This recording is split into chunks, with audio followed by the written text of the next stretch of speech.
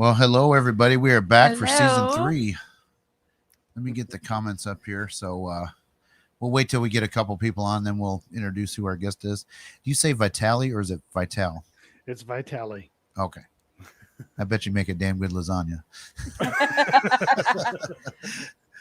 I consider myself a adopted Italian, even though I'm German as hell. I thought it was Polish. Well, I'm adopted Polish too. I Yeah. just like to eat. Okay, we got the comments up. We should be ready to go. Anyway, we'll go ahead and introduce you. This week we have Joe Vitale. He did the Harrisville haunting, which is the real Conjuring house. Hopefully you guys saw that we were having him on tonight, and I hope some of you guys watched. See, there goes the dog. Every time. And I hope you guys watched the documentary. It's very well worth it. It's on PARAFlixx right now. Is there any other place, Joe, that people can view it? As of right now, PARAFlixx. Okay. So what I did too, and here's a little trick, and I don't. Do you guys get any kickback from people watching it? Yeah, we get a little. It's not like we subscribing bathe in, or yeah. It's not like we're bathing in coins here. Right. It. We get a little gas in the tank, kind of thing. Okay, cool. Because I didn't want to tell people to just sign up for the 3-day free trial, watch it, and then dip. But I mean, if you guys actually, it's worth, what is it, $29 a year or something like that for something like that. I mean, yeah, it looked like it's worth it. There's actually another. So I watched your documentary, and then I watched one called the Zozo Project. Did you see that on there at all? Honestly, I do not watch paranormal stuff. Oh, but it's probably smart. I mean, because I do it, and it's like, why do this? Why do I want to watch it? Yeah. I mean, I have watched some stuff, but I just. He watches a lot more of it than I do. But I don't watch near as much as I used to, because it does get frustrating. It's a lot of, especially on Discovery Plus and stuff, it's real cookie cutter. Every episode of Ghost Adventures is the same. There's 15 minutes of intro story or more, depending on if they caught anything. And, then they've got their, you know how it goes. Yeah. So tell us about, so when did you guys go there? What, and how did you get in there? So how did we get in there? We found out that there were new owners and they were allowing people to come and investigate. I found out through a Facebook friend, Joseph McCarthy. Is that how you pronounce the name? I can't remember. He always told me about it. Now, at first I thought he's got it, like, this can't be the right house, because this is big news. This is something everybody would have known. Yeah. And as it turned out, he was right. Yeah. So I wanted to do something there. Matt wanted to do something there. His team couldn't do it. And so it was him and I. Yep. Then we needed to figure out who else that we wanted. And I said, less is more. I didn't want a big group of people in there. Same thing with him. So Billy Cook, I met him, I believe it was 2018. I believe it was at Madison Seminary, him and his wife. And, they were really cool. And Bill, he has his own little show on YouTube. He interviews people. So I'm like, why don't we have Bill do it? Because Bill's great at interviewing. So I'm like, I want Bill. It was very surprising to hear Matt say, I want Eric, because Eric is very different. He's a different kind of investigator than us. And he looks more like YouTuber, like urban explorer or something like that. I mean, I could be totally wrong, but that's just kind of the vibe that I got about him. Yeah, he's high energy. He's paranormal. So, I was surprised. And I've investigated with Eric quite a few times. Eric, he's a great guy, big heart. So I was kind of surprised. But what it was we figured if anybody was going to have any experiences, it would be Eric because of his energy. Mm-hmm. And he seems to be able to somehow get things to happen around him. That's what we were thinking. Yep. Boy, were we wrong. Because he considers himself a medium, correct? No, Okay. I don't think he considers himself as a medium. I think he's just sort of a magnet, I guess, Okay. for the paranormal. Okay. So, so I was kind of surprised because we do believe that, depending on the person, a lot of psychological stuff. That people may be going through. We'll just say there's a psychology to the paranormal. Why Absolutely people get more interaction or somehow I'll say victimized, I guess, by paranormal or picked on. yeah, than others. I do, there is that aspect to it. Yeah. So, and I mean, so less is more, and we went out there. And is it a place that people can go to and like pay to get in there? Is it? I mean, it's open for investigations, right? Yeah. Okay. So yeah, but I believe they're booked until be. for like next year. I think I'm not 100%. I'm not 100%, but I do believe that's the case. Yep. There goes our honeymoon trip.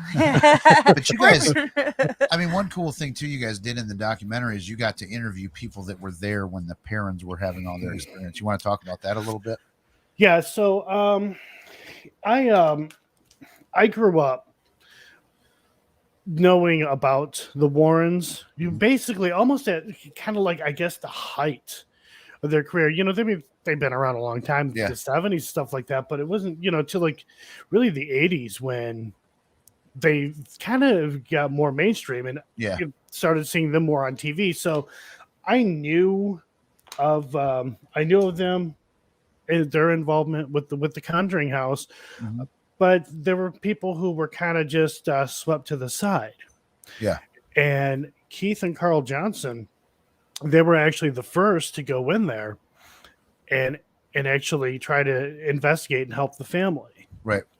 So it was really cool. I told Matt, I'm like, hey, you want to interview these guys because they were the first. How hard was it to get them to come on camera? Were they pretty willing to come on and talk about that? Because I mean, they got to be sought after, I would think. They were more than willing to. Oh, cool. I mean, Matt would have had, he got a hold of them, got it all, got that set up. I just pointed out, hey, we should get, these people. Yep. And I thought it may be hard to get them on, but I mean, they did it. Yep. And I was like, and even wow. Even Andrea Perrin, like I would thought she would be a difficult one to get a hold of and talk to. And I mean, those people, I imagine she probably gets hammered on a daily basis about people wanting to talk to her about that. She's probably tired of it. Well, I know I'm going to sound kind of like a jerk by saying this, but I'm like, see if Andrea, if she'll come on, because she has books to sell, a story to tell. It's true. Yeah. So, and Andrea, she's a sweetheart. I don't mean anything negative. No, I know what you're saying. But hey, Yep. So she doesn't mind talking about it is basically what you're saying. She's that's cool. Yep. Now, Kenny Biddle. Yep. He was actually somebody that I thought would be interesting to kind of to talk to about it, but in some way, shape, or form, like it didn't happen at that. It didn't happen early on. It wasn't until after when we're like, we got to get a different side of this. Yeah. Somebody who went and researched this stuff. I mean, I already knew going into it. The whole story of Bathsheba being a witch is not true. None of that stuff happened. Like, Hollywood, they had they had a story that was their story. Yep. But the whole thing with Bathsheba being a witch and doing all these things, it is not true. Not true at all. Why don't you like stop right there? So maybe people don't know what the Bathsheba story is. So maybe explain the myth, and then, because like you said, you talked to Kenny Biddle and he actually did a lot of the research and, Yeah. Kenny Biddle, he looked into it with somebody from, I think, the historical side. I'm not 100%. I don't exactly remember, but I mean, basically what he knew, I knew as well. But he had more of a hands-on experience. So the story with Bathsheba was, my understanding is, the mother, she did the research and stuff like that and came across Bathsheba and something about her being accused of killing an infant, being, I guess, a witch, and supposedly she like hung herself on the property or something like that. I'm not quoting her. I could very well be wrong. And I guess that story was passed on to the Warrens, and the Warrens kind of ran with that, claiming it was Bathsheba. Yeah. Bathsheba had nothing to do with that property. Yep. She was not around. We were unable to find any deaths in that house other than somebody who died in a shed. I believe it was a shed, froze to death. Yeah. And but the thing is that just because we weren't able to find deaths doesn't mean it wasn't. It doesn't mean it didn't happen, because there were wars that were going on also. Yeah. We talk about that a little bit in the documentary. One of the theories that people have is, running water and, like riverbed, stuff like that, generate an energy for spirits and stuff like that. And it's like, no, how about the real reason for that is likely most wars that have happened, early days. Yeah. They were done near water. Yeah. They needed navigation. They needed direction. They needed to have a water source that was important. So that's why a lot of like creeks and any kind of moving body of water seems to be more active. It doesn't necessarily have anything to do with the water itself creating that energy. It just that's where a lot of wars took place. Just so happens that there's there is running water on the property that runs through there. Yep. And that's and there was also that well that you guys found. Is that the running water source? Was it running through there, or was it just a well? It's just a well. I mean, there is water in there. Cold water. Yeah. Matt can tell you about that. Yeah. But they're not getting their water from that well. I believe it's coming through. Yeah. City or something like that. Yeah. But not everybody, but a lot of people seem to think, the basement, that's got to be the creepy place of the house. No, it's the second floor. Yeah. It's the bedrooms. Yeah. We've been in buildings like that where people tell you, it's this, and it's like, nope, it's been totally up on those high floors. So in your opinion, what do you think caused, the original, the haunting there? And actually, let me ask you this first. So obviously people, live there between now and the parents. Did anybody else have you heard of any of them having, haunted experiences that lived in that house? Or so after the parents moved out of the house, there was Norma and her husband. They moved in, and this is very confusing to me. Because we thought about interviewing her, and I'm like, I think we're gonna have to stay away from this one. Yeah. I mean, because you can find this on YouTube as well, where she's talking, because she actually went and she did do the research on Bathsheba and stuff like that. Right. And that part she got right. But the problem is that she said that, I've never had anything like that happen. It's not haunted, it's these little sounds. And then it kind of changes a little bit. And then, we've experienced these things, to then, it's not haunted. And it's like, she's all come over on. the place. Right. Yeah. She ran a daycare from the house. And I thought it was one of the parent children that actually drew this picture on a desk of the crooked neck lady. Okay.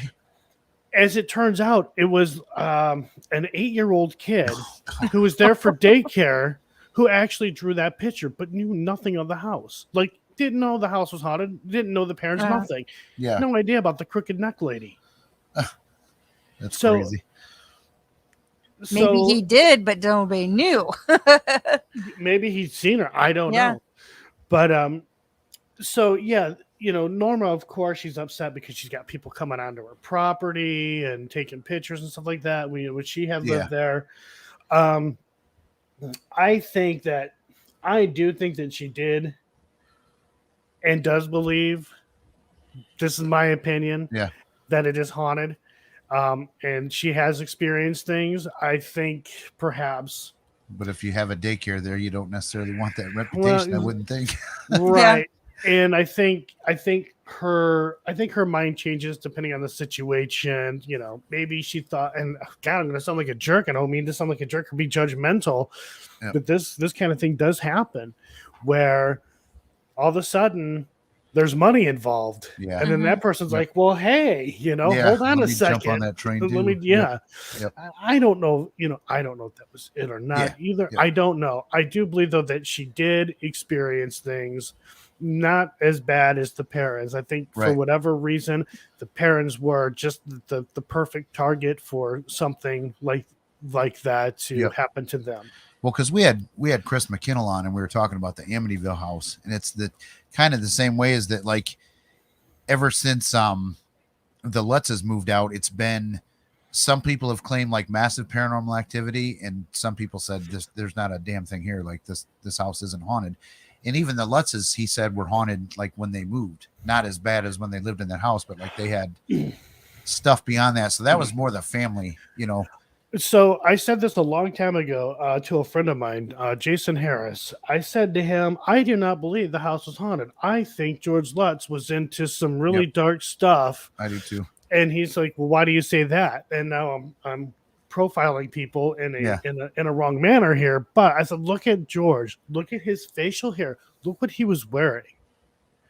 Just look at him. Yeah, I mean, that's a telltale sign that he's, into some dark stuff. And I said, I think what happened was things got out of hand. Yeah.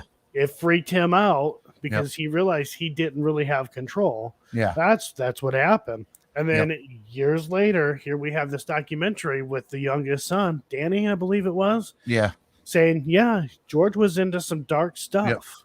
Yep. Nobody has reported any kind of paranormal going on in that house after the Lutz left. So do you think, in the Harrisville house, do you think it was the parent family, or do you think it was property related? I believe, my opinion is that it is property related. As far as I know, the parents have not had any other kind of activity going on around them. Mm-hmm. Just judging by because they left. And then other people having experiences not quite as extreme, definitely property related. That is something that I've said, that I've kind of thought for a long time. Mm-hmm. I have heard. Let me see here. I just got a message from Matt. He says, "Send the link." Oh yeah! Oh, awesome! Well, you keep talking, and I will send. I am excited. So, I do believe it's the property, given that the neighbors have said that, one of their neighbors anyways, have said that they've experienced some things as well. I know not the last time, one of the times, it was the second time we had when it was with Levy from Chasing the Darkness Paranormal. That's his YouTube channel. I've seen these balls of light up high in this tree line. I'm like, what is that? I'm thinking maybe it's the road, the car driving by, but I'm looking. I'm like, no, it doesn't make sense. Yeah, it's too high up. So, it's the property.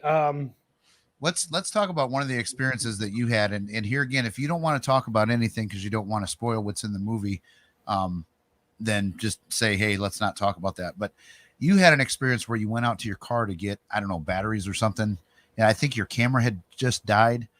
And you guys then came from upstairs to downstairs, and you went out to your car and came back in and passed somebody. So I know what you're talking about. Yeah, I was actually coming in. I was grabbing some more gear. Let me send. I'll tell him. I was going to tell him to check his messenger. I sent it to him, I think.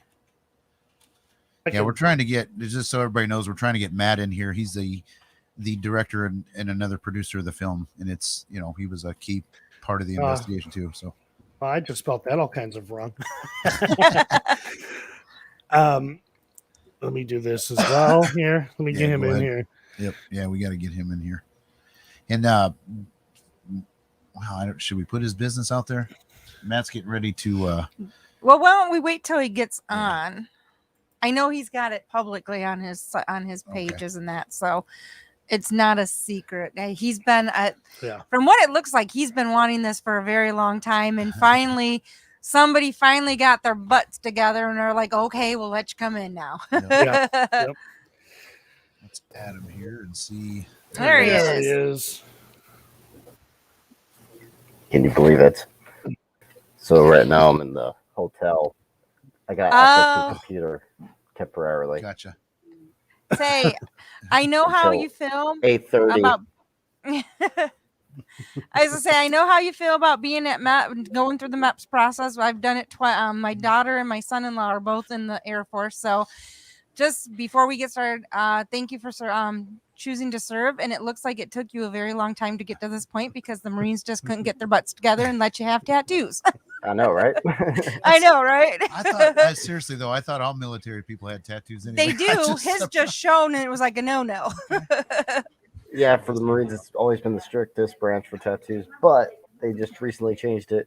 I think it's because they need people right now. That's why. Well, all the branches are loosening up though, because even the girls' guidelines for hair and that and the Air Force, I know, they really downsized that where now they can wear braids but as long as it's a certain length and that. So they're all loosening up a little bit, but yeah. I've been in that experience of the hotel room. So, so just let's just drop back a second, just so everybody knows. We just got Matt in here. He had an obligation that he had to do too, so he couldn't start with us. But Matt is also the director, producer, and I don't want to say actor because you're not acting, but I guess a star in the film. Investigator, investigator. So he's. It sounds like too, like you were kind of the backbone in making this one happen, as far as getting in there and. Basically, it was cool because I watched it on Ghost Adventures. They did an episode there, and then I realized they had new owners. I was like, whoa, they got new owners? Because in the past, I looked it up, and the previous owner was not allowing investigations. Right. And I looked it up around the time when Conjuring came out, and no one was getting investigations in there at that time.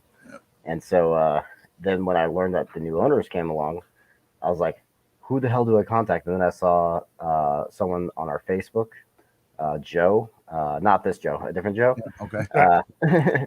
And then basically the first person I contacted was Joe about this because we were trying to film a documentary at the Benton Farms. This one was Joe's documentary idea. Okay. And for the Benton Farms documentary. Which nothing happened. And they're just like, nope. That sucks. Yeah, well, at least you didn't invent stuff, though. I mean, like, a lot of people, if you spend all that effort filming and stuff, they'll kind of, I don't want to say fake it, but they'll make something out of nothing. And it's kind of cool that you just pulled the plug on it. Well, it's like a place that we both wanted to do for a long time. So it was like, and on top of that, we were literally this happened like a month later after we filmed there or something like that. And I don't know like the exact time, but a little bit after we filmed there is when this happened, when I found out. And I was like, holy crap, Joe, did you know the Conjuring house is available? and I'm like, yeah, I know, because Joe's telling me, Joe McCarthy's telling me too. But the whole timing on that was also terrible because we were there that the first day that we were there. Hey, everything is shutting down. Oh, pandemic. Yep. Yeah, I saw the timestamp on the cameras. It was March of 2020. Yeah, you guys March 16th. March 16th, 2020. Yeah. Yep. And because we, would have wanted to talk to like historians and stuff like that. That wasn't going to happen. Yep. Well, I just want to tell you, Matt, I told Joe this too. Like it's, from our opinion, like it is a very, very good documentary. It is on the longer end of, I don't want to call it homemade and make it people think that it's like some cheesy YouTube video because it's not even close to that. But like it was, to me, it was perfect in like the amount of investigation footage that you showed. Like it was long enough, but not too long. Because I've watched stuff where like, oh my God, wrap it up, dude. Like, 10 minutes of that, nothing really happened. Like just, but I mean, like it was edited really, really well. And I just wanted to like congratulate you on that. And as we had told Joe, it was a documentary I did not fall asleep through. So it was like that. Yeah. So we're like that. That was good that it cut my attention that I did not fall asleep through. That's awesome. Yeah, because there's a lot of those paranormal documentaries that. We talked about that. I said one of the things that we wanted to do was make sure that this thing moved. Like it was a fast-paced documentary. Yep. There's even. Go ahead. I would say I wouldn't even make a documentary if there wasn't enough that happened. Like Benton Farts, for example. We decided not to make anything out of that because not enough happened. Yeah. But at the same time, we were also afraid that. Oh, okay. We were also afraid that we weren't going to have enough. Like, is this even going to hit an hour? Yeah. And then. Yeah, we were wrong. Well, but with the interviews of the original people and and things like that in there, I mean that it's relevant. It eats up some video time, but there again, you didn't go too far with it. You didn't put too much of interviews of people in there because I imagine you probably talked to them guys for a couple hours at least. Yeah. And I said, okay, the next time we do this, let's not. That was just too long. Yeah. I mean, it was a lot of stuff.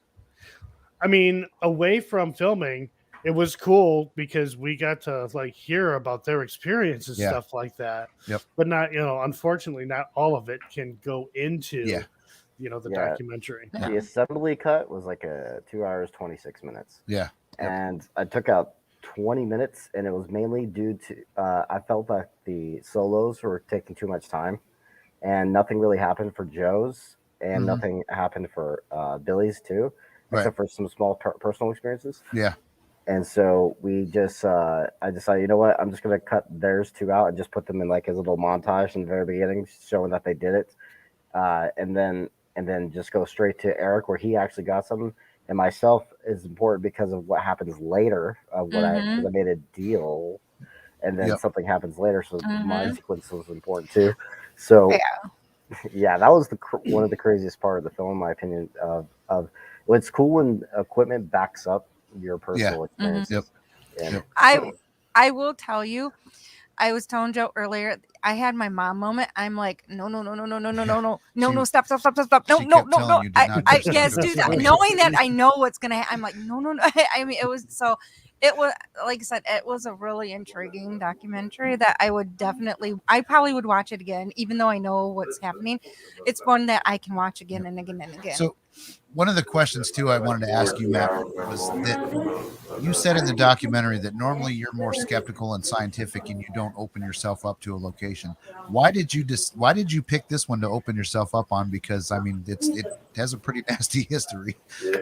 Because during the seance, during seances, I usually try and open myself up, but it was when I got the warning that this thing was apparently interested in me in some ways from when Joe finally told me. It made me want to open up more. And so I wanted to go all out. And so I did because of the warning.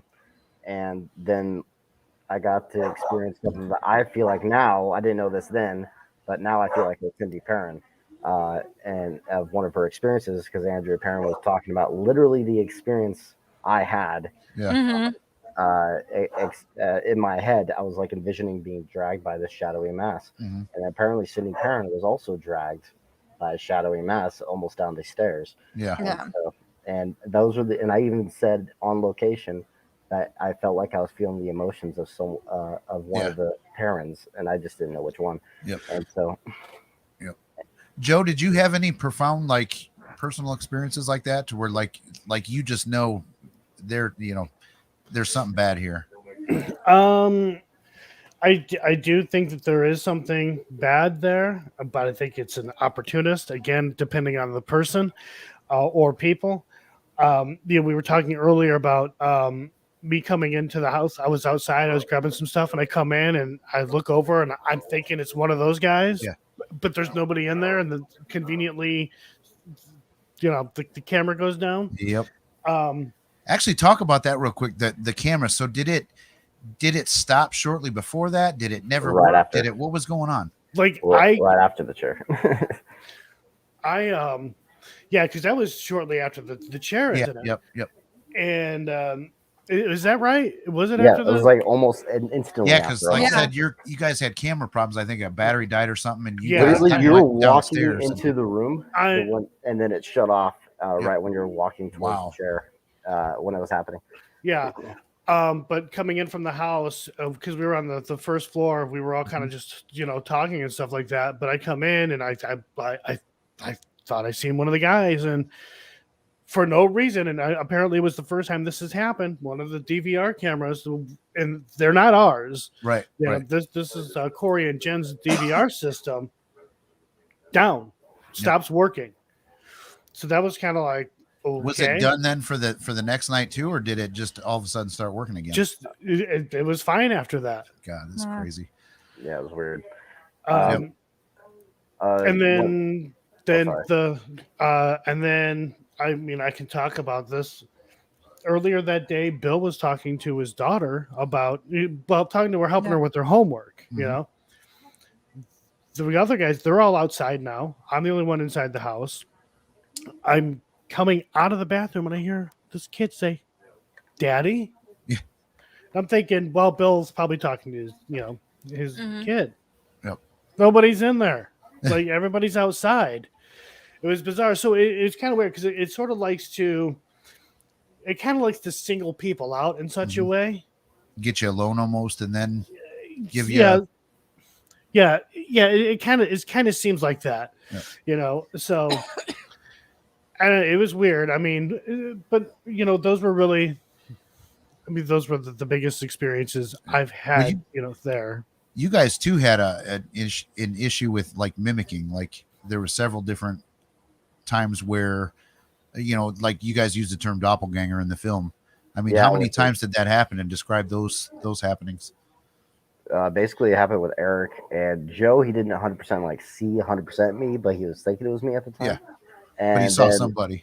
And then also like the kid voice that Joe heard, like the daddy voice. And then so like they had some of those like mimicking things. The one thing I wanted to add to like when you were talking about the camera, behind the scenes that took forever for us to uncorrupt properly because they got corrupted when it turned off the video file. So that video file was so important because he was filming for like an hour and a half for almost 2 hours. Straight, and all that 2 hour footage was gone, and it was our best audio too. That always seems to happen. Yep. I actually had an experience too where we had a medium go through a house and do a cleansing on it. But while we were going through the house for him to get a read on the house, I filmed everything, and it's he starts talking about a specific entity in this house, a child that really haunted the owners. Like this child spirit really creeped this lady out. And there's no start and stop in the file or anything like that. That portion is just gone. Like as soon as he says, and the child that's here, it goes away. As soon as he's done talking about it, the camera's back on. But the timing, it's like the timing it's like the timing it stopped here to the part that's gone, and then it starts right back up there at the same timing. So you're missing that whole block of time. I would probably been like, right. But when you see it, it's like that is way creepy. Yeah. So what other mimicking happened too? Because I know there was an incident where they were out doing some B-roll or something with a drone. And that was Eric, I think. Eric experiencing that. That I found interesting because I went inside. I did not come back out until I had my jacket and camera. And apparently he saw me with just a T-shirt. And I was like, that's strange because I never came back out until I had those two things. I was looking all over for my camera. I couldn't find it for a bit. I was like, where the hell's my camera? Where did I leave it at? And then I found it. And then I come out and he's like, were you just standing out in your T-shirt? I was like, no, I was inside the whole time.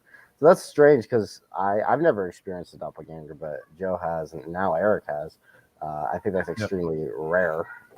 I don't know if it was a doppelganger for me at the house. I don't know. No, I'm not talking about the house. I'm talking about the Hales experience. But I've had that happen to me at Hales and at another location. Well, we've had like I've never I've never had an experience where I've seen somebody that isn't the person that I thought I saw, but I have had, experiences where like, you capture them on recorder. Like, it's like, we'll argue about an EVP and it'd be like, dude, that is absolutely your voice. Like, how can you tell me that's not you saying that? But then he's not saying it on camera. But you know what I'm saying? Like, so like I've had voices mimicked several times. We've actually had that a couple times in our house now too. Yeah. That we've had, because we think there's something here that likes Jeff and doesn't like me. It's like if I mess with him, and it actually will come back out, and it will like I think I'm hearing him talking, and it's not him talking. With with one of the locations, Hales, not just me, but somebody else we've seen a doppelganger. And then a lot of mimicking of equipment and things like that. It's really weird, and it even mimics a whistle that I do. Once I realized that this thing was capable of whistling, every time I went there, I do this specific whistle, and then people were like, "Hey, we heard your whistle," or "Hey, we didn't know you were at Hell's. We're here too." And it's like, "No, I'm at home." And then I gotta like turn on the video thing and be like, "Look, see, I'm home. I'm not there." And they're like, "No, dude, we saw you." Yeah. So we actually have a friend that.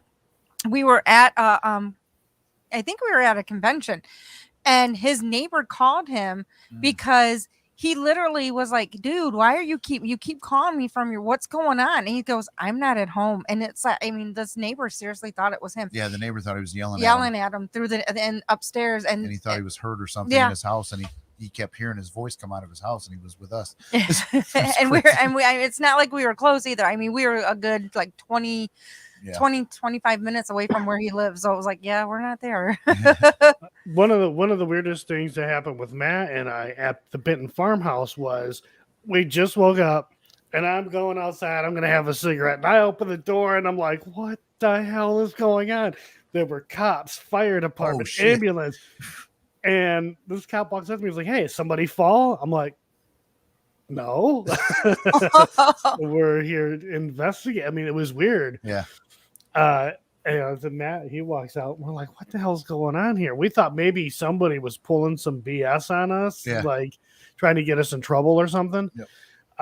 But they said that they got a call from somebody who needed help. They fell, and they pinged their phone, and they pinged to the location that we're at. Oh my God.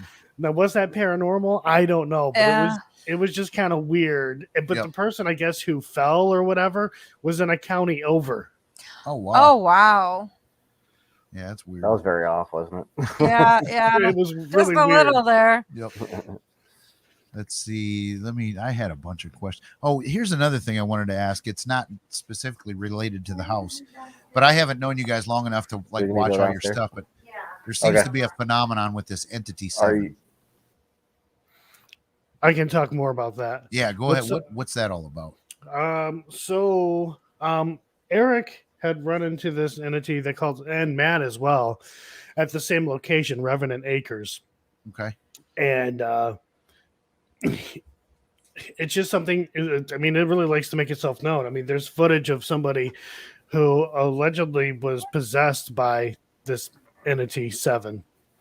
I have to get off for like 20 minutes, apparently. They can't have this room unoccupied by people that work here. So they're coming back in like 20 minutes. So I'll be back over here. Okay. All right. We'll see you in a bit. Yeah. Yep. The joys of trying to do remote video sessions. But yeah, go ahead with the Entity 7 because that's really, it sounds cool. Matt and Eric, they have run into this character. Same thing with Miranda Young, actually. She's run into this entity that calls herself 7. So apparently somebody was possessed by this entity called 7. For me, I ran into it in a different location, and it was kind of strange how that happened, but it likes to show up from time to time, and it kind of takes over the investigations. Like, and it's not an all the time thing, but you know, I'll go to a place, investigate, then all of a sudden it shows up. It's like, it's like really, like I'm not here for you. I'm here for something else. Yep. And it comes through. Eric experiences it. When he's live, it'll come through. Right.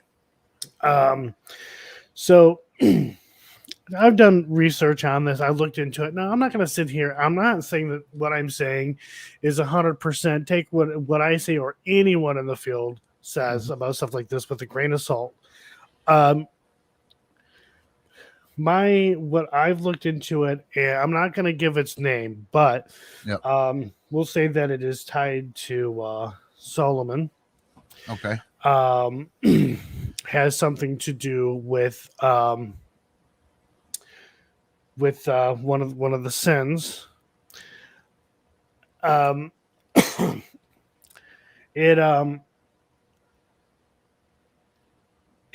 With what people have experienced with it, and the research I did on this makes sense.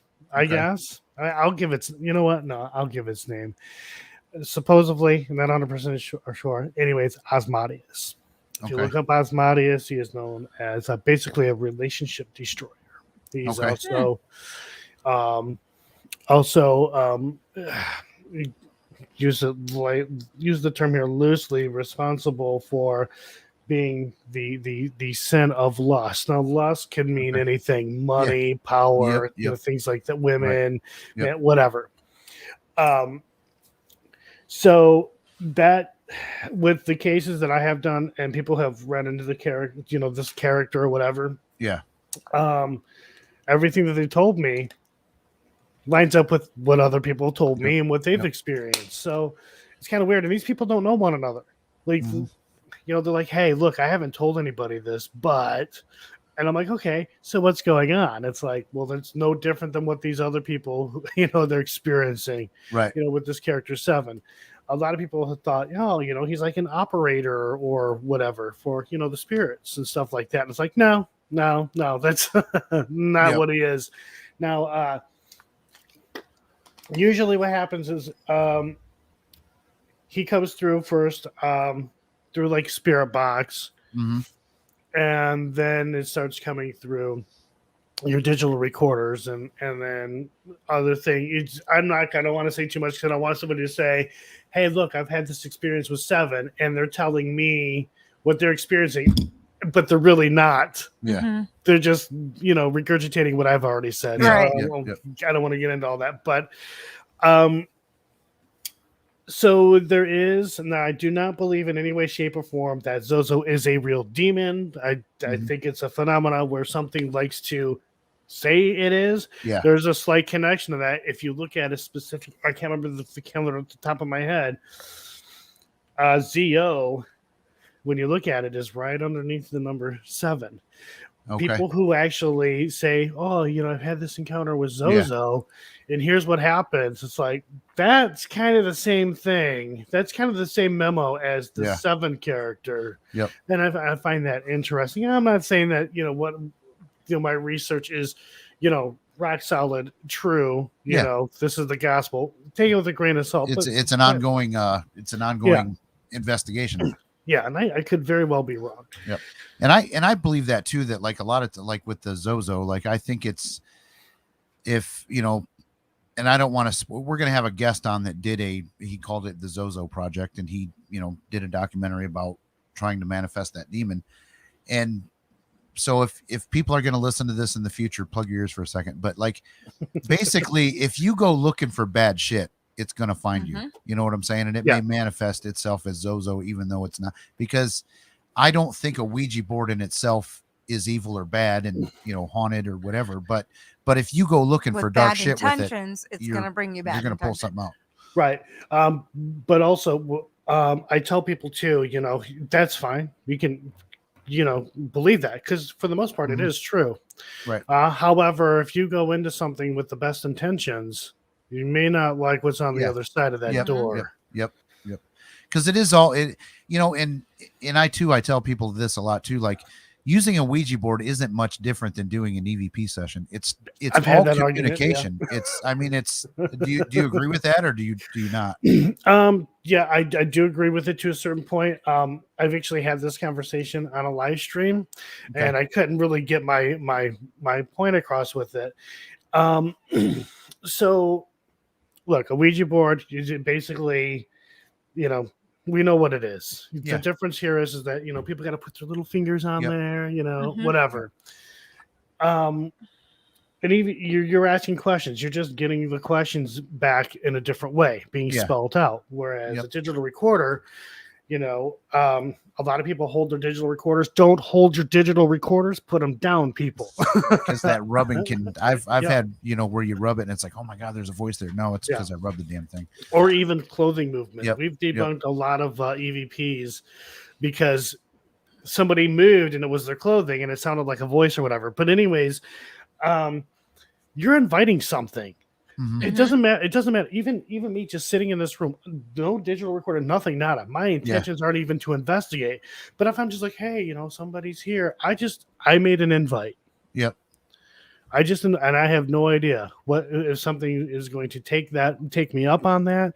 Yeah. What it is, I have no idea. Mm-hmm. So even going to a location that is haunted, sure, we may be going there because we want to investigate, the spirits that are there, but as soon as I say, hey, if there's anybody here, say something, let's communicate. I say anything or anyone, that could be something that wasn't there. That's like, oh, hey, I have a doorway. Yeah, I'm gonna take this. Yep, I'm gonna take them up on that. Yeah, it's kind of like somebody's like Beetlejuice. Basically, We've had experiences too where like we'll stack a team with mediums to go investigate a part of a location or something like that. And we'll do the Estes method quite a bit. And you get like it's almost like they know that these people can hear them, so they're lining up to talk. You're not necessarily talking to who you think, who you're trying to talk to. It's everybody else is coming through because I talked to David. That's I don't. Do you know who this Crow of Judas guy is? He told us to show you that comment. So yes, I know who Crow of Judas is. Yeah, no, he's awesome. we love Crow of Judas. Cool, good deal. But yeah, I mean, it's once, like you said, once you open that door, you don't know who the hell is going to come through it. Mm-hmm. And that's I believe that with Ouija boards, EVP sessions, any form of communication. I think that's why a lot of times, to be honest with you, on residential stuff, one of the last options that we pull out of our hat is an investigation, because it's not really fair for us to go into someone's house and talk to dead people. You know what I mean? And then we get to go home and they're stuck with it. So we try other things first, but if they really want us to, we will do, And Arden, she with her comment there being, you have to close a board properly. Do we really though? I mean, that's what they say. I don't know if that's. I don't know if it's true or not, but like people say to do it, so I would probably tend to do it. but am I supposed to like? Because basically it's the same thing as doing an EVP session. Shouldn't I be doing that with I don't. Yeah, I've never entered an EVP session saying goodbye. No, yeah, I'm the one that's funny about the I've never done a Ouija board, but I'm funny. Time out real second. I'm gonna let you tell this, but I get my one break per episode where I have to go prostate pee. But I am not a big fan of Ouija boards. I've never played with one. Jeff's only been given permission if one of my friends that we both are friends with, because he does Ouija boards all the time. So it's like, if you do it with him, that's fine. And so he actually snuck some in the house, and then we started having stuff happen, but I'm like, I know it's not them, but I don't know why. I just don't want him playing with them in the house. I'm like, you can play with them outside, just don't play with them in the house. Right. So it's just my thing. Because I was laughing as soon as in the documentary, as soon as I saw the two on the mantle, I was just like, that's a lot. Although we did at our wedding, we did have a Ouija board. So we had a Ghostbuster kind of themed vineyard themed wedding, but we actually had a Ouija board there, and we actually made a joke about it and said, if you start acting out, we will use it. So I don't use them there. I've probably used them 5-6 times now in like the damn near 30 years I've been doing this. 30 years on and off. I've only had it work with like two people, where it moved, but anybody else, it's like, nope, nothing, nada. The planchette, can't get it to move. The only thing that's getting done is my arms getting tired from trying to keep them, in position. Yeah, see that's my thing. If you're trying to focus on that, if you're nervous, and then to hold them for that long, and just I'm like, I don't know. I'm like, I think it's kind of more of a hoaxy thing than anything, but it's just I just don't like them. Just because I think there's so much that it's not like I'm scared of them. I just don't like them. I think they're just so, like I said, but I'm laughing because in the corner we actually have a homemade one that we actually took from a house and binded because it was a teenager that did it and made her own, and so we had to bind it and everything and properly had to take it away. And it's like, well, what do we do? So we actually it was in the garage before we moved in together, and now sits in there with the rest of the Ouija boards. So we got a pile of them. Yeah. And there again, one of them we took from a place that supposedly the guy was really trying to get in touch with some dark stuff with it, but it sat there forever and hasn't done a damn thing here. You know what I'm saying? So, right. Yeah. Yeah. I had that Black Mirror Ouija board, and some interesting stuff happened from that. I don't use it as a normal Ouija board. It's like, I guess, more for like looks, but supposedly there's something that is trapped in it. And there's some people in this chat here, they could say, yeah, we've heard it tap, we've heard it knock. Yeah. So is that kind of like, so the Black Mirror one, is that kind of like to try and tap into like scrying somewhat as well too, or what? What's the significance of the Black Mirror one? So basically it was given me by Jason Emmerich, who had a little bit to do with the documentary. He was brought up in the medium, right? Yeah. And he claims that there is a spirit of some kind, demonic or something. I'm not trying to put words in his mouth. I could be wrong. Attached to it, or not attached to it, but trapped or whatever. Yeah. And he's just like, hey, you want this? Check it out, see what happens. I'm like, okay. So I did. And I'm very skeptical on stuff like that, because you hear all the time people like, oh, hey, I got a haunted item. It's like, yeah, everybody and their mother seems to have them now. Well, we did a show a couple weeks ago about haunted items, and it's one of those things that items can be haunted. I 1,000% believe that, but I would never ever freaking buy one because I faked one. We debunked a few things, but I told people I faked it. Yeah. You know what I'm saying? But it was like I could have sold that thing for probably $150. And I actually, because I came back from Madison Seminary, so I kept it in my car for a few days, made sure that, supposedly, like, there are some things that like to follow people home from Madison Seminary. Mm-hmm. So I'd left in the car. I didn't want to get the two, confused. Mm-hmm. And I was like, okay, I'm good. Nothing followed me. I brought it in the house, and that day I'm on the phone, with somebody, and I'm like, there's somebody. Oh, Matt's back. Yeah. Like, there is somebody out on the porch or out on the deck. It's a guy, it looked like a dude in shorts. So I'm like, what the hell? But yeah, I've had some like weird things happen live. I've been live, and people have heard like the tapping and the knocking on the Black Mirror Ouija board. So was there a link between? Okay, so you said your medium friend has one as well. Yeah.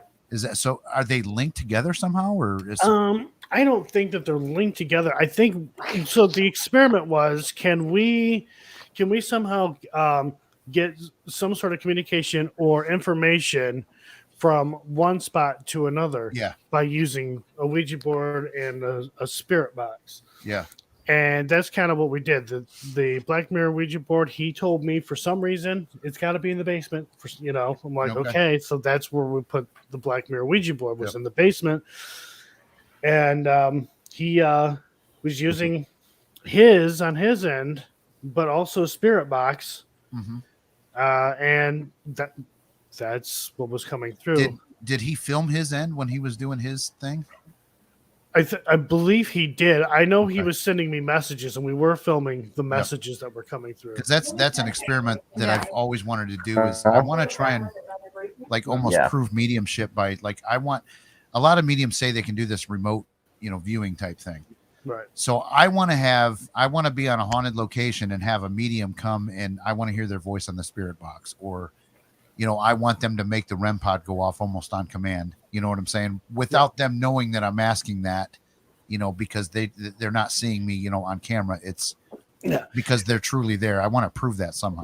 Right. And here, Jason has no idea what we're doing. He just knows it's there. Yep. I'm not messaging him. I'm not anything. He's the one who's messaging us.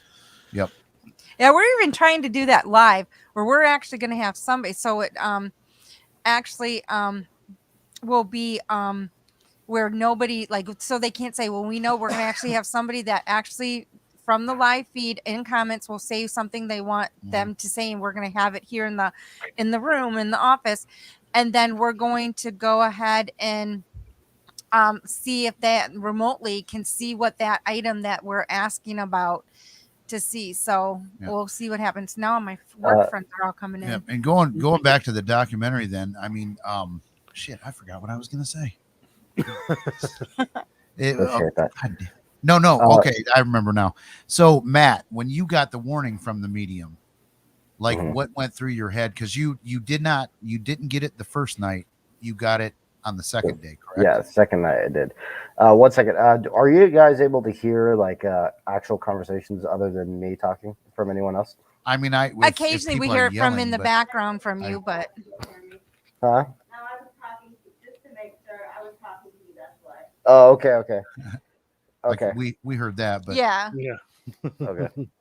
Because there's since this is military, there's certain private things. Gotcha. Yeah. Okay, so basically when they told me what happened, that was on night 2. Didn't know anything on night 1. They kept it that way, and I'm glad they did. Yep. I actually kind of wish it was 1 day longer because it would have been even crazier, I think. Yeah. But then again, I probably wanted to push harder. Yeah. If I didn't know. So so I guess everything happens for a reason. And so it was definitely interesting, and I think that added a little bit to its credibility of my personal experience. But then again, it's not credibility for people watching, because anyone can say, oh, they still knew and stuff like that. They can make their arguments like that. But me and Joe talked earlier, like you have to take the integrity of, like, I assume, unless I know different, that everybody is on the up and up. You know what I'm saying? Like, I don't think you guys are going to put out a documentary and fake a bunch of shit, because it just doesn't. Here's the if thing: you get caught, man, you're done forever. Right. And if we want to, like, when you watch the documentary, look, it wasn't like it was crazy, insane, haunted, and all these crazy things. No, it's not. I mean, if you're going to fake it, you're going to make the kitchen cupboards blow up, or, like, it's, I just don't think it's faked in any way. So here's the thing, though. People that do think it is, I literally edited the entire documentary on live streams. Okay. Oh, wow. So 105 live streams on my Patreon. And so I'm very transparent when it comes to my work. Yeah. So there's literally no fakery happening, and everyone could literally watch my live stream. I don't know if you guys would want to watch 400 hours of me editing, but I don't know, man. I've got a film aspiration myself, so I should probably go back and rewatch those. Trust me, I'm probably the worst one to watch because I'm so nitpicky and go over the same thing over and over and over again. Listen to the same thing, make sure the sound's perfect. But that's part of the reason why I took a year to edit this film. Yeah. But when it came to the evidence, there's so much I actually debunked. Like, I have a problem with low quality recorders because I feel like most of the time it could just be pareidolia from natural sounds, like rustling of the clothes and movement of your feet and like dragging on the ground can make it sound like a whisper sound if it's a low quality recorder. If you have a high quality recorder, it's obviously not going to catch. It's going to be differentiated easily than what that sound was. Yeah. So what Eric uses is a low quality recorder, so I had to debunk so many of those, and only one of them made it in because I couldn't debunk it because I listened to the other audios and I didn't hear any like rustling sound or anything like that.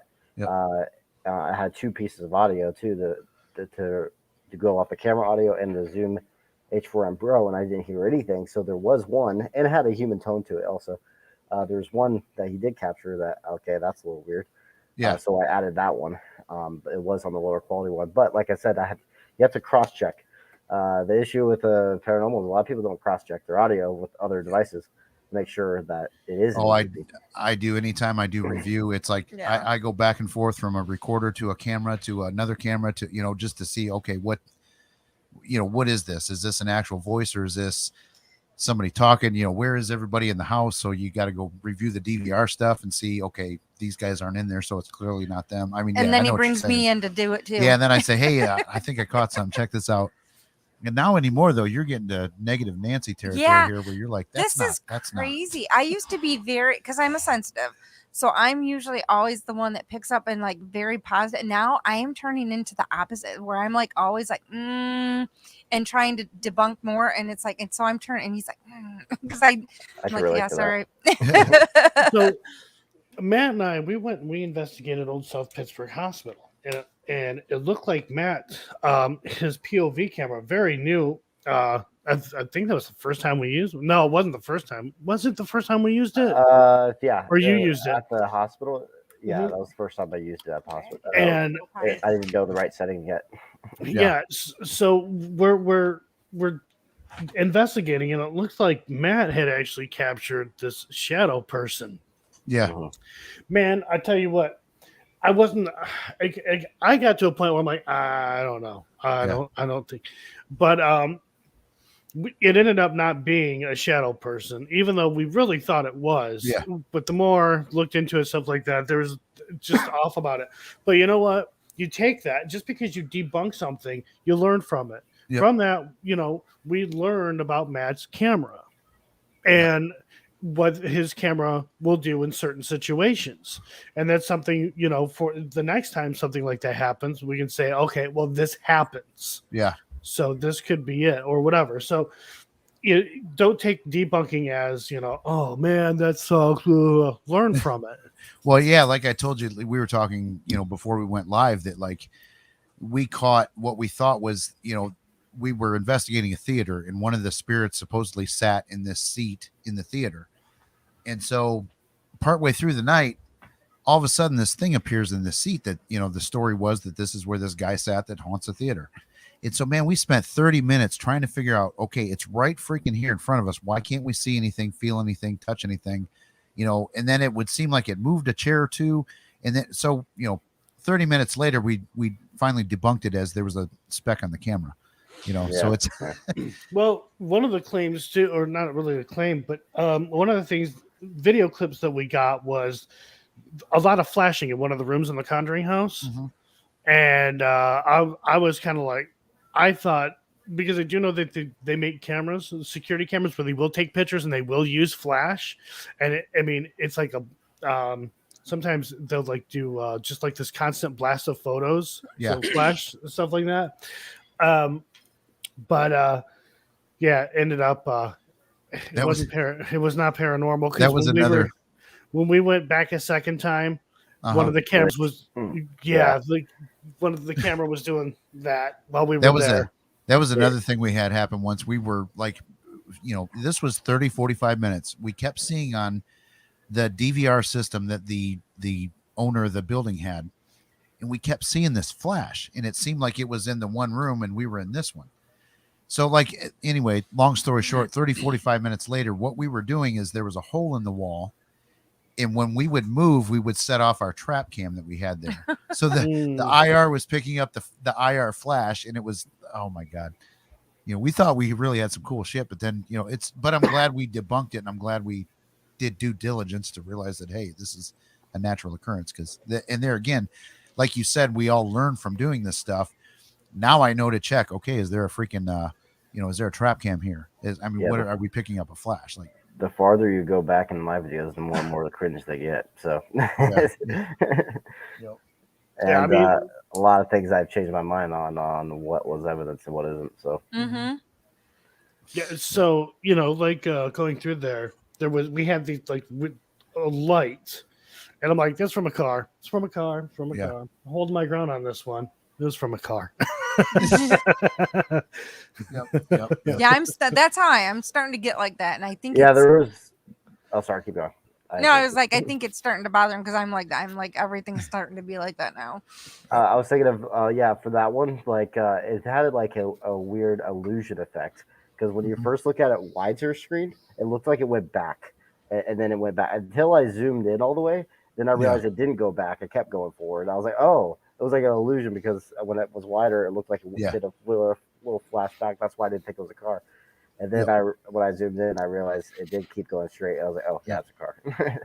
And sometimes too, let's be honest. I mean, when you're you obviously knew that you were filming for a documentary. It's like you really, really want to believe something happened. You know, that's the thing though. Like, there were so many moments that were Eric was believing were EVPs, and I debunked like 98% of all of them. And if I was just about entertainment, I could have easily added those and make people think they were. But that's not. I always say I'm an investigator first, filmmaker second. Yeah. And so it's important to me to get what I truly believe is possibly paranormal. Just stay in, and then the stuff that isn't, I have to take it out. Yeah, there were actual EVP. We talked about this before the show started. There were actual EVPs that weren't even in there because like they won't translate well over TV. Yeah, Matt and I during interviews, Matt and I both heard a disembodied voice. It was captured. Yeah, but it wasn't clear enough. Right. I know, like on my solo, there's a female voice. Yeah, that's not going to happen. Yeah, because it needs to translate well on regular speakers and not just people really, really trying to listen. And that's what it is too. I mean, you do have to take into account how are people viewing my stuff. Yeah. They're probably, especially if it's on PARAFlixx, they're probably watching it on a computer most likely. And if it doesn't come out of the computer speakers, what do you got? You don't want to enhance things to a point to where it's like enhanced into something that isn't there. So I also sorry, keep going. No, go ahead, Matt. Go ahead. The one that we captured when everyone was just talking and just the group in the basement. Joe posted on his channel, but I took it out just because of time constraints. Because we're like, I can't add another whole storyline here, like a me voiceover what's happening, because it's already a 2 hour 6 minute film. I'm like, I'm like, it kind of like ruins the flow of what I was trying to edit. So I was like, you know what? I'm just going to keep it out for this one. But only members can see that one. Anyways. I'm very picky on what I'll watch the whole thing of. Like I maybe it's ADD, I don't know, but like I really enjoyed the whole thing and it didn't feel like 2 hours. So there again, I recommend to everybody go watch it because it was really, for me to sit there and watch a 2 hour and 6 minute documentary and not hear me snore on Facebook or sidetracked or her falling asleep or something. I mean, it's good stuff. And I want to I did too. I did actually put my phone and my iPad down too. So I was everything. I was involved. That's awesome. I was trying my best to keep it engaging because I think I also agree with you. I think it's boring when people just walk around. Because personally, that's what we do in our investigating life. We know how boring it gets in the paranormal. It's a lot of nothing, and then all of a sudden, rare moments, something happens. And there's a way to convey that to the people who are watching who don't investigate. Look, it's freaking boring. Yep. You get, But you can tell you guys too. You investigated, filmed everything, and then went home and put it together. You didn't go there with like, we got to do this or we got to say this or we're trying to make this happen. You know what I'm saying? Like everything's it was the real experience was captured. Yeah, that's one thing that I always can tell, unless you're a really good actor. I can always tell that when someone's scripting a moment between each other. It's so obvious. Like I'm not going to name documentaries, but I've seen a couple. I'm like, oh my god, this is so scripted situation. Well, it's on the paranormal shows too. I mean, I heard that the ghost hunter shows, they film a couple different endings, because they want to play the one that translates on TV rather than what actually maybe or they act like the first time they met the owner when they really didn't. Well, because even what Jeff's working on, people don't realize. I mean, I see it because he comes and hides in the office, and I mean, he's in here for hours. for 10. I mean, I think he was in here for a week and a half. It was probably a week and a half. Yeah, and I got 3.5 minutes. For like 5 minutes. And people don't realize it's like, yeah, that's how much editing he did for this little short spot for 5 minutes. It was a week and a half. I mean, people don't realize how much it is, but his flow is kind of similar to what the Harrisville one. I mean, that's similar to what he's trying to he's trying to make it the same kind of way. I'm trying to capture what happened, not turn it into because I know the story, and I'm not trying to gear the footage towards the story that I want. I don't know how I'm saying this, but I was on Kindred Spirits for like a few seconds. Okay. Now, because it's funny because Matt had brought this up where when the film crew got there first, they filmed their B-roll, and then here comes Amy and Adam, which, awesome. The whole crew is awesome, but it's funny because we've met the crew. We've met everybody, and we've met them for hours, but then when they start filming, their stuff, it's like, oh, hey, we're just meeting just now. Hey, exactly. And it's funny because they're already there, and what they did is they got into their little rental, they drove off property, and they're filming them coming to it as if it's the first time they're getting there. So it's kind of funny. I was on one of the animal. Oh, I'm sorry. Go ahead. It is funny because, what people don't see, like there's so much to it. And I understand why they do that. There has to be the story and everything like that. But it's so funny. We didn't do that in ours, though.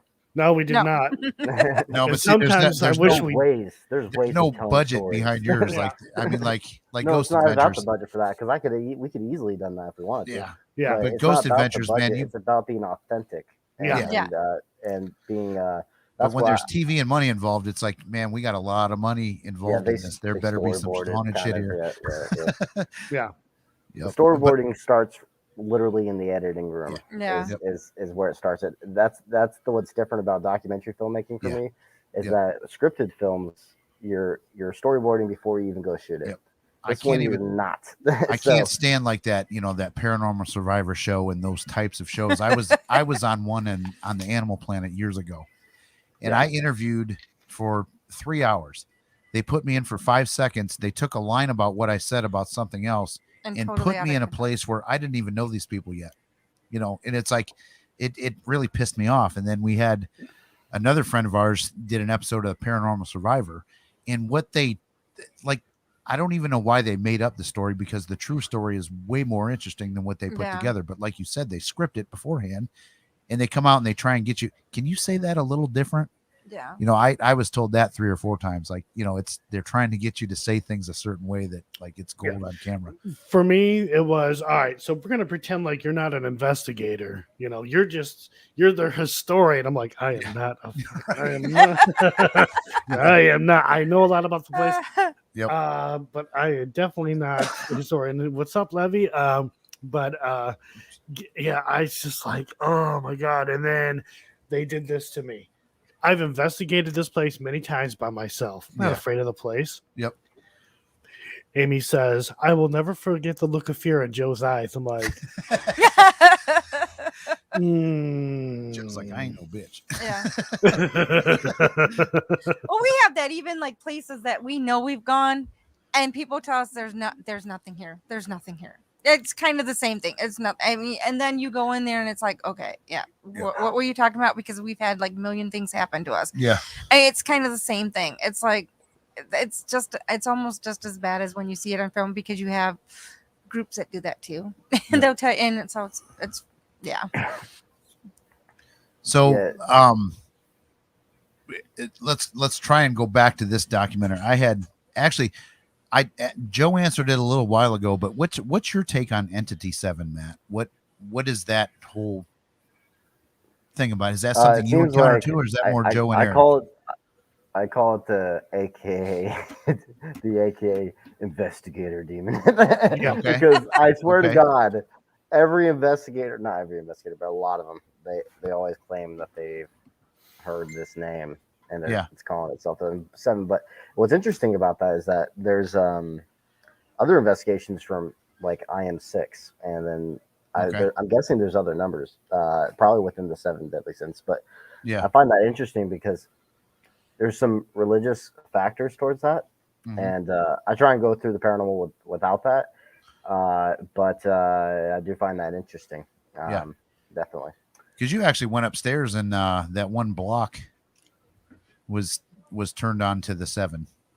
Yeah. And I said it could have been coincidence. Don't know. Yeah. But I also didn't know what damn it, brain work. What was his name again, Joe? Jason. I didn't know what Jason said yet either. In the messaging. Yeah. So I didn't even know that, but I did know about Joe's experiences. I had experience with it too, but it didn't really stay with me. It was more like at Revenant Acres. Yeah. Which is a location known for 2 possessions that took place. And so from 7. And then basically, since I knew about it, and Eric also has like some experiences with it, I just like, interesting. So I like let them know, like it could just be coincidence, but I don't know. But I didn't know what was said earlier, which is in the messaging that says 7 will be there. Yep. It's so cool. I'm glad it was filmed because it was literally filmed live on the camera. Yeah. It was being messaged, and that was a cool shot. Yeah, we're getting blasted with COVID messages and this with Jason. That's right, because that's literally when that all went down. Like that is crazy. Yeah. I kind of like cut around that because I just wanted to focus on the house. I didn't want to focus on the pandemic and all that. Yep. So I got to ask you guys each this, and I'm gonna start with Joe. What is the scariest thing that's ever happened to you on any location anywhere? Like, have you ever been scared or actually hit or scratched or anything like? I'm gonna say before I was an investigator, growing up, I grew up in a house that was really haunted, and he was bad. I was laying on my bed. So there's this huge, like, shadowy figure thing. I got ripped out of my bed, scared the hell out of me. Like the whole experience I had with the house was freaking scary, but specifically that one because I was actually like physically touched. Like I was moved. I mean, it pulled me out of my bed like I was nothing. Yep. So that freaked me out. But again, the whole experience was scary. Yeah, I had a grandmother who's uber religious. It's like it's all demons, never ghosts, and telling me how powerful demons and Satan is. But all you got to do is pray to God, pray to Jesus, and it's like, well, that's great. Well, what can He do? Because all I'm hearing is what they're capable of doing rather than. So but fear kind of went away after I started to investigate, and the fear just kind of went away. Now it's like, whatever. When stuff happens. Well, when something like that happens, it's hard to top that. Like, I mean, it's on the fear factor. Like that doesn't happen to many people. Craziest thing was seeing a doppelganger. I was with a friend of mine when we had seen this. I mean, we looked at it. We thought it was somebody else. It walked off. We're like, okay, whatever. We didn't realize what we had seen. I had seen it again at another location for a split second. It wasn't that I was afraid. I was just like, this house is playing with me. Great. And it knew exactly what it was doing. And that wasn't scary. It was just like, it was sort of a reminder of, kind of where you stand and just how intelligent certain things within the whole paranormal umbrella can be. Yeah. So for me, it was definitely Revenant Acres because it's literally the only place that I can say that I actually felt like something was negative there. Yeah. And when you're in that building, like you just feel that heaviness, like pressure on your chest type feeling. Like it's extremely strange and unexpected. One time I was there by myself. I think it was the second time I went. I was expecting people to investigate with me, but they all had to go to work. So I was like, oh, I guess I have the house by myself. Yeah. So I stayed there by myself for a while. I did a live stream on Facebook at the time. This is before you were allowed to do live streams on your cell phone on YouTube. So I did on Facebook, and it was just a weird vibe being there by yourself. And then I did hear a couple weird things, but it was more of a personal experience right after it that bothered me. But I'm not going to really go into that right now. So. Yeah. Well, I mean, even after what happened, like, and I don't want to give the movie away, but I mean, you had a pretty intense second night. Except at that the one was Conjuring house. different because it wasn't like it completely took over to where I wasn't in control. Okay. Yeah, but I still had those. No, Actually, no, that's not don't, true don't, because don't, my body don't, was no, not no, in no, control in some ways. Yeah, you definitely looked zoning at one point. We do Yeah, have a question. actually, there was like at the one point right before all this kind of really takes up, because I don't want to tell everybody because I want everybody to watch the documentary because it's that good. But the look in your eyes just was like, okay, this is not gonna be good. And then of course I'm in the mom phase was like, no, don't, kind of stepped in there. But it was that was a real to me that was really intense area. So here's a question: do you think or believe that someone or that some people are more sensitive and are more likely to have something stay with them? Do you guys think that's true? Or I think it depends on the individual. Yeah. Okay. Yep.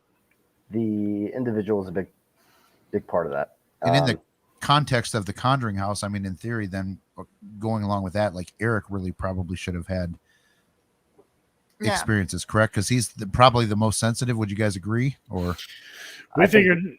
He's go ahead. The most energetic. Right, yeah, he's the most. Yeah, and it seems like he carries a little more. I'm not like saying that Eric is chicken shit in any way, shape, or form, but he seems to carry a little more fear with him than the rest of us. But it was weird because this thing was kind of just aimed at Matt, which was just kind of strange, and kind of goes against the belief that these kind of things mostly happen or always happen to people who are afraid or whatever. And I've always said that's not necessarily true, but that I don't know what it was about. Sometimes Here's it just the thing, picks somebody. This one wasn't, I don't think, about fear. It was more about teaching. I felt like because I felt like during that moment it was trying to tell me something. Okay.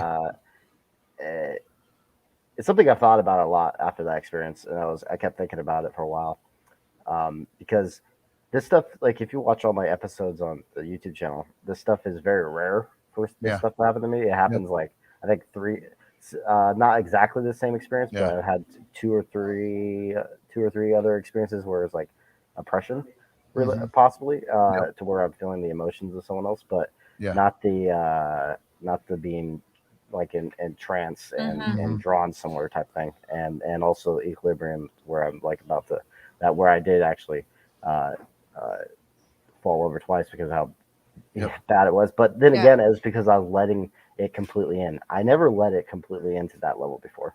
Do you think doing the seance? Do you think doing the seance, like, I mean, do you think you would have had the same experience had you guys not done the seances? No, I don't think I would have. I agree. Because could we even call it a seance? I mean, we did try, but it was kind of. I was trying a lot during both of them, and that's why I think part of the reasons what happened towards the end. I definitely towards the last one I was really going in towards the last one. It was interesting. The thing is, like when things backed it up too, which is what was very fascinating about it, and makes me want to try it out more because I think that all of us are able to open up, and it's strange for me because I'm usually the scientific minded one, and it's just weird that happened to me. So I am too. I tell people like I'm as sensitive as a rock, and I've definitely had. There was one like clear cut experience to me that like I can't prove it. I can't like it's not on film, but there was one night when we were in that house that we were talking about that, you know, we did the 72 hours in where. Okay, I mean, don't think I'm crazy or nuts or anything like that, but like there was a woman trying to contact me, and this was all more in my head than evidence. And I was following her around upstairs, and her message to me was, "He killed me and got away with it." Now, I don't know if it was related to the property, if it was just I've never had an experience like that before, but it was so clear cut that like, I really believe that was legit. Like that was her message that she had to tell somebody. And now she passed or moved on. You know what I'm saying? Like it's people have personal experiences that they can't explain or prove or anything like that. It's just, as real as can be. Even when I have my own personal experiences, I always want evidence towards it, which is why, like, and I don't have moments, any. And I usually stay quiet about certain things because, like, I'm like, I need evidence for me to talk about because then I just sound crazy. Like I just did. Is what I feel like, at least. like what I feel like. And then for this one, I did have that, and it was reassuring for me because I was like, when the Andrew Perrin said literally the exact same things I was envisioning. Yep. What happened to Cindy Perrin? So that was pretty crazy. Yeah, that's cool. I'm gonna have to jump off here soon. I don't know if there's any other questions because we gotta eat.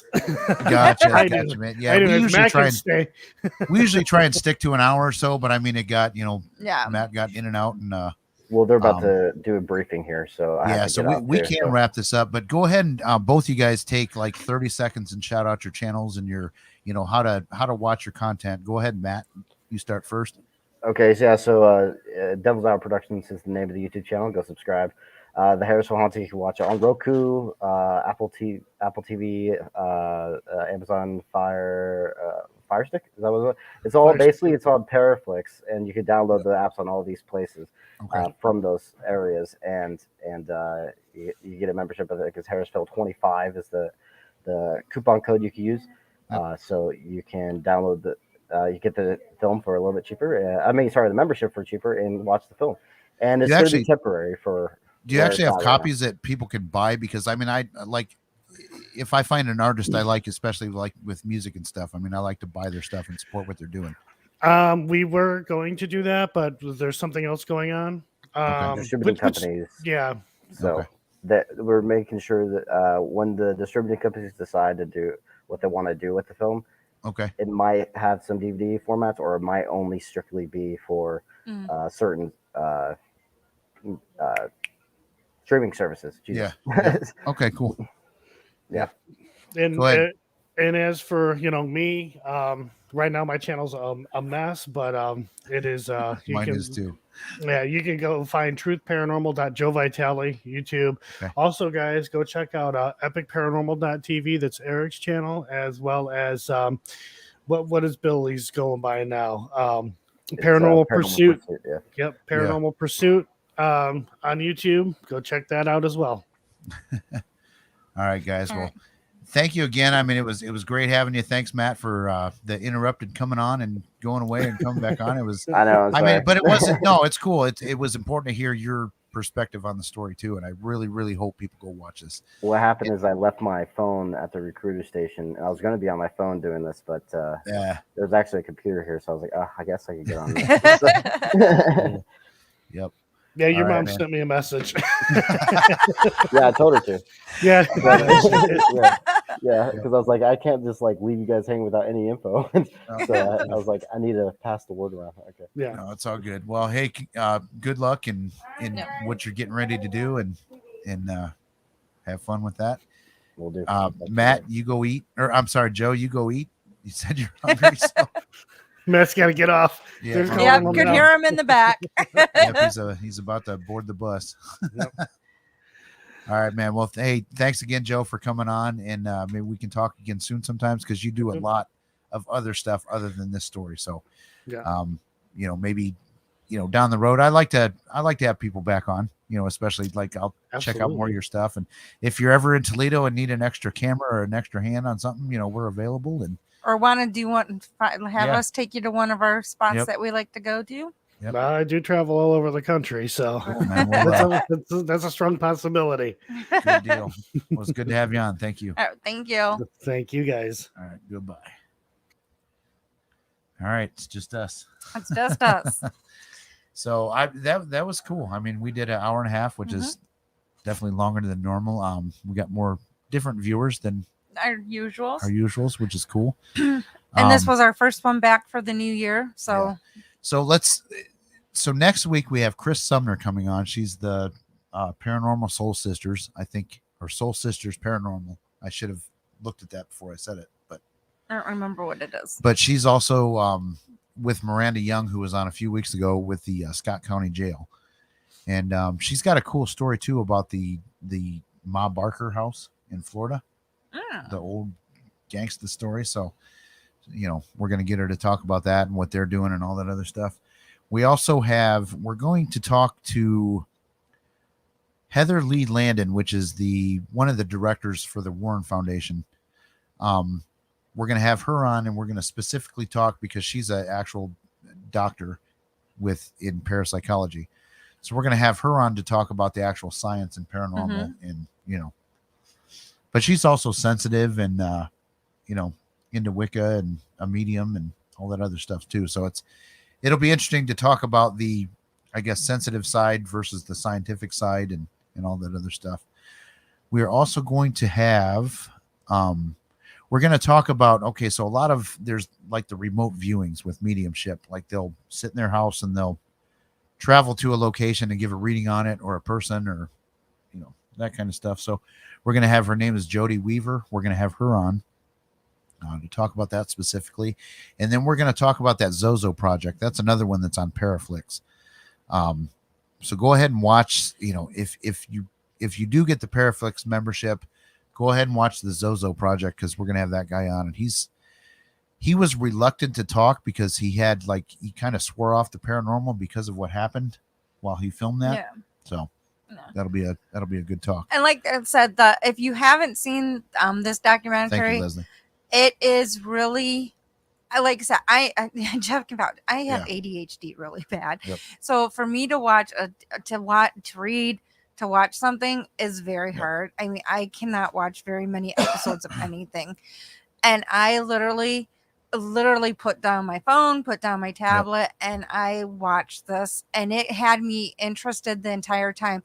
I even had he had to pause it when I had to go to the bathroom to get something to drink, because I'm like, no, I can't miss anything. And in a 2-hour documentary, like if I'll give you a fair shake, I'll give you half an hour, but if you don't have me by then, and it wasn't, like I said, they it's enough.